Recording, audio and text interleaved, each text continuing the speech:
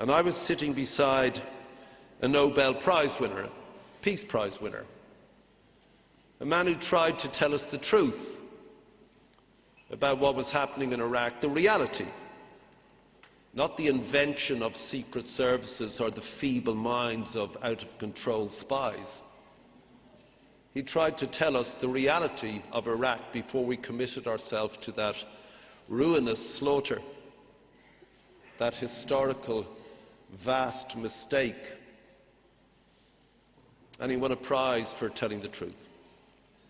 And I was in Egypt 2 weeks before their brave revolution, and you can smell revolution in the air.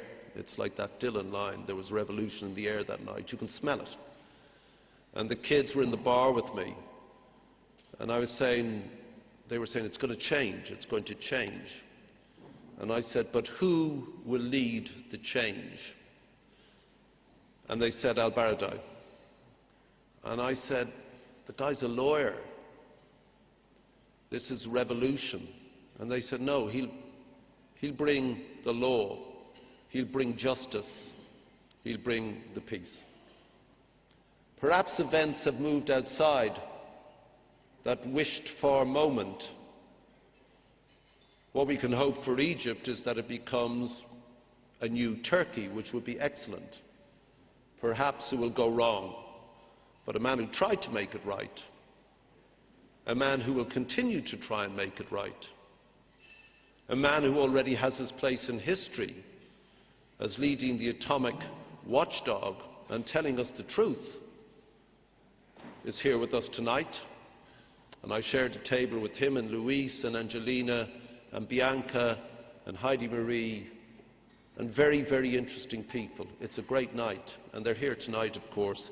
And I want to introduce you to a man who's done a lot with his little law degree for our world. Ladies and gentlemen, Mohammed ElBaradei, here he is.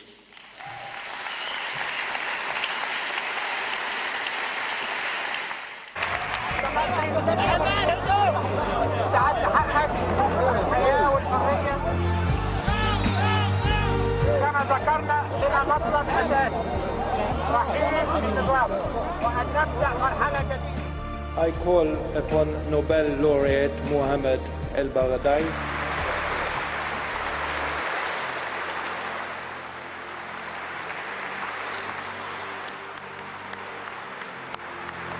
If we hope seriously to escape self-destruction, then I believe that nuclear weapons should have no place in our collective conscience. In this area, the possibility of nuclear terrorism, we are in a race against time.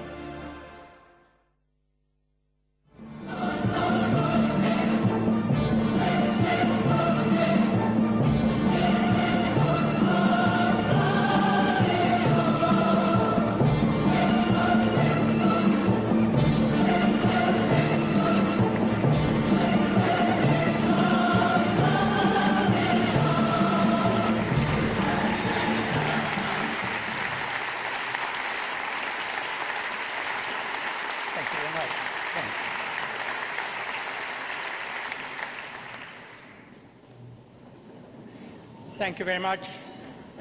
Thank you, Bob. I could not even begin to match what you have done for peace and humanity. So thank you for all what you have done to us. Ladies and gentlemen, we live in a world that is marred by inequity and insecurity, where 3 billion people live in poverty, and over nuclear warheads hang over our heads. A world where millions continue to die in the fight for freedom and human dignity, in civil wars, or because of diseases that could be treated. Where 1 million people go to bed hungry every day. Today, it is Syria and Somalia. Yesterday, it was Bosnia, Iraq, and Darfur. We have failed and continue to wring our hands. This is not sustainable. That's why we are here today. Our problem is not lack of resources or options. it is a skewed mindset. We need to understand that we are one human family.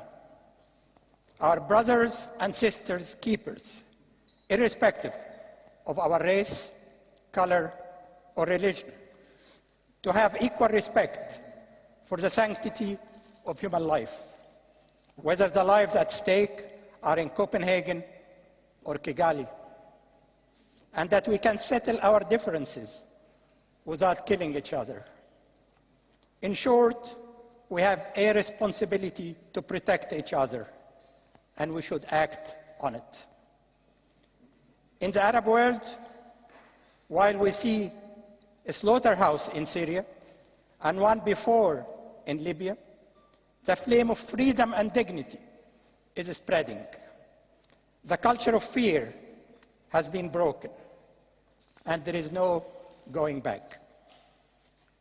Tonight, we are here to commit ourselves to be agents for change and channels for peace, to create a world based on freedom, tolerance, equity, and justice. Movies do many things.